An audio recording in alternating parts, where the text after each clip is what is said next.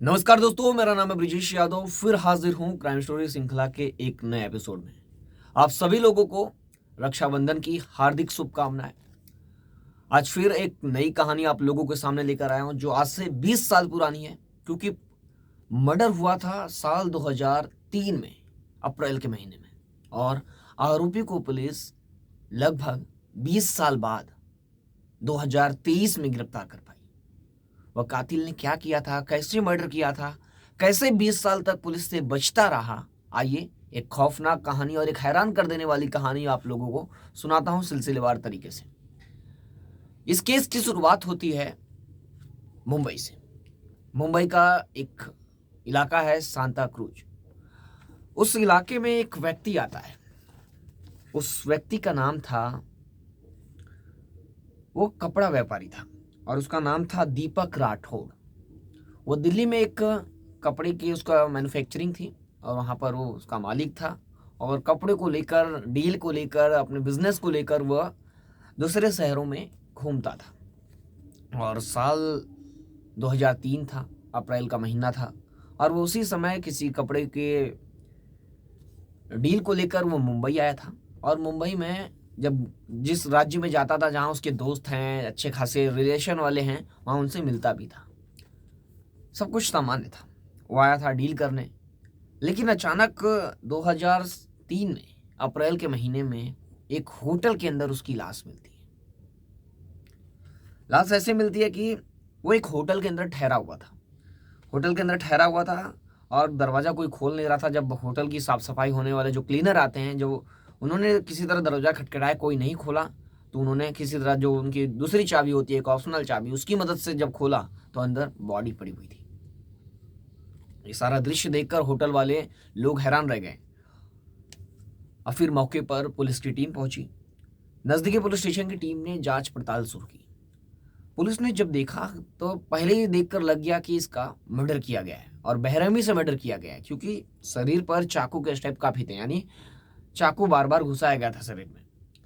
अब पुलिस की टीम ने पहले पता किया ये होटल कौन सा है, तो पता चला सांता क्रूज का एक होटल है जिसका नाम है नेस्ट होटल। उस नेस्ट होटल में दूसरी मंजिल पर एक बॉडी मिली थी, यानी आरोपी को भागने में भी ज्यादा समय नहीं लगा है। दूसरी मंजिल पर है, उतरा, भागा है। तो पुलिस ने, अब सांता क्रूज का होटल है, मुंबई का एक पॉश इलाका है सांता क्रूज, वहां पर 2003, यानी आज से लगभग 20-22 साल पहले, तो एक सांता क्रूज इलाके में उस समय सीसीटीवी थी वहां पर होटल्स में, क्योंकि उस समय के लिए वो भी बहुत बड़ा होटल था वो। तो वहां पर सीसीटीवी मौजूद थी। तो पुलिस ने जब सीसीटीवी में देखा तो एक व्यक्ति भागते हुए नजर आ रहा है पुलिस को। फिर पुलिस की टीमें, पुलिस के सामने अब सबसे बड़ा चैलेंज ये था कि जिसका मर्डर हुआ है वो कौन है और वो क्या करने आया था, उसके रिलेशन वाले कहाँ हैं, उसका मर्डर कौन करेगा, क्यों करेगा।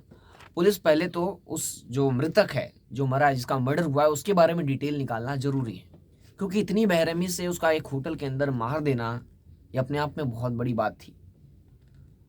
अब पुलिस की टीम जांच में जुट जाती है।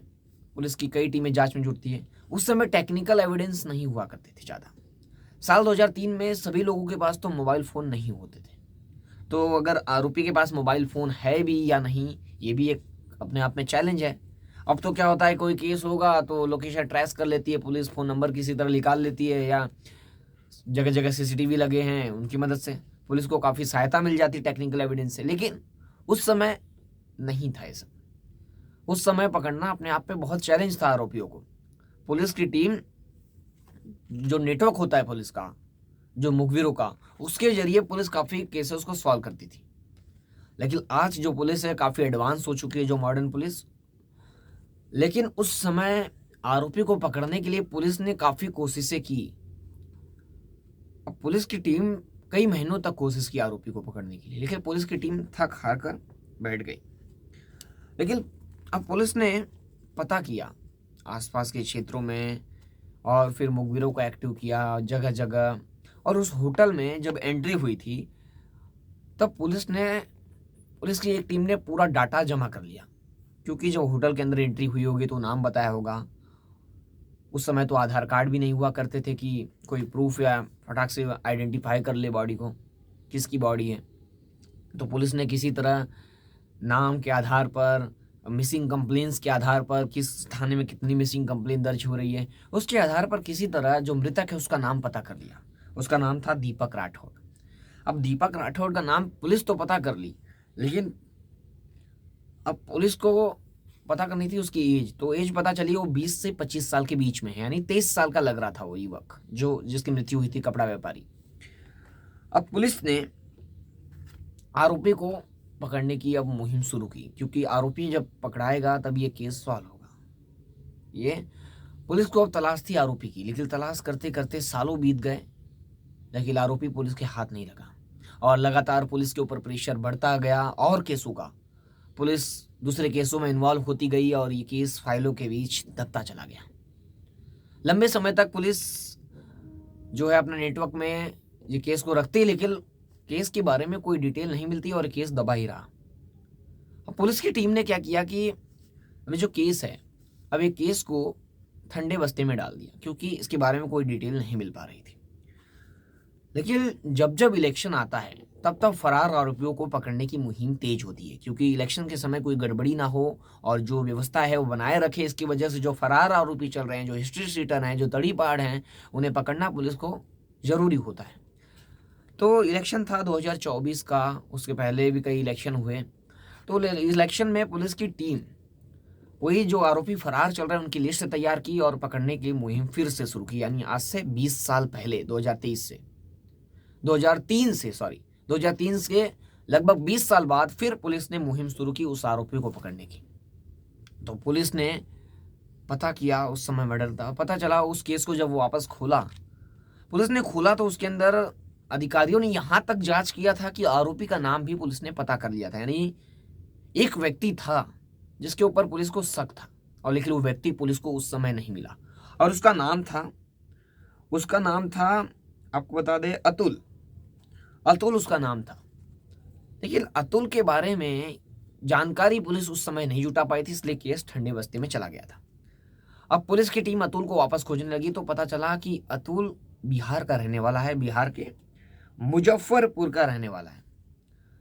पुलिस ने अतुल को ऐसे इसलिए पता किया कि जो एरिया है सांताक्रूज, वहाँ पर जो कपड़ा व्यापारी की मृत्यु हुई थी, यानी हत्या हुई थी, उस समय वो साथ में था। पुलिस ने कई सीसीटीवी में देखा था, तो उसके बारे में पता किया था तो पता चला था। तो बिहार के मुजफ्फरपुर का रहने वाला है। पुलिस की कई टीमें वहाँ पर गई भी थी, लेकिन पुलिस को अपने गाँव में वो नहीं मिला। तो जो नए पीआई हैं जिन्होंने इस केस को ओपन किया, उन्होंने क्या कहा कि मुखबिरों को एक्टिव कर दो उसके गाँव में, कि अगर वो गाँव में कभी भी दिखे तो उसके पीछे पीछे जाएं, उसे गिरफ्तार ना करें, क्योंकि हमारे पास इतना पुख्ता एविडेंस तो नहीं है किसी को तुरंत अरेस्ट कर लेना, और भी किसी के गाँव में जहाँ उसके लोग हों। तो पुलिस ने क्या किया कि उसके पीछे पीछे लोगों को छोड़ दिया कि जब भी वो गाँव में आए उसे ट्रेस करे, वो कहाँ जा रहा है, कहाँ रहता है, उसके बारे में और डिटेल निकाले। तो गाँव में कई और नाम सामने आए, पता चला कि वो नाम बदल बदल कर रहता है, उसके कई नाम सामने आए। उसका नाम आया रुपेश रामनाथ राय, रवि, अतुल, विजय कोडिया, कई नाम सामने आए। और ये भी पता चला कि वो मुंबई से सटे थाने में ही वो मिठाई की दुकान पर काम करता है। पता चला कि राय मालजीवाड़ा कैसल जो मिल रोड है वृंदावन सोसाइटी में, वहां पर एक दुकान है मिठाई की, जोशी स्वीट, उस दुकान में वो काम करता है। अब पुलिस की टीम वहां पर पहुंची, वहां पर भी एक नया नाम देखने को मिला। पुलिस ने उसे हिरासत में लिया। हिरासत में लेने के बाद उससे पूछताछ की, कई घुमा फिरा कर सवाल किए मर्डर के लेकर, जो 20 साल पहले उसने किया था। तो वो तो पहले नई नई कहानियां और बना रहा था, लेकिन एविडेंस जो थे, सीसीटीवी था, जो नाम था, जो साथी था, उसके हिसाब से जब पुलिस ने पूछताछ किया तो आखिरकार वो टूट गया। टूटने के बाद उसने स्वीकार किया। अब पुलिस ने उसे साल 2023 में, यानी आज से 2023 से 20 साल पहले के मर्डर केस में उसे 2023 में गिरफ्तार किया। ये हैरान कर देने वाला मामला था। अब पुलिस की टीम ने जब उसे अदालत में पेश किया तो अदालत ने उसे कस्टडी में भेज दिया। कस्टडी भेजने के बाद अब उस पर केस चलेगा। केस चलने के बाद आरोप सिद्ध होंगे तो उसे सजा होगी, अब 20 साल बाद भी, क्योंकि अभी केस नहीं चल रहा था। अब इस केस में आपकी क्या राय है, कमेंट करके जरूर बताएं। आप सभी लोगों को रक्षाबंधन की हार्दिक शुभकामनाएं। फिर मिलूंगा एक नई कहानी और एक नई घटना के साथ। तब तक के लिए जय हिंद।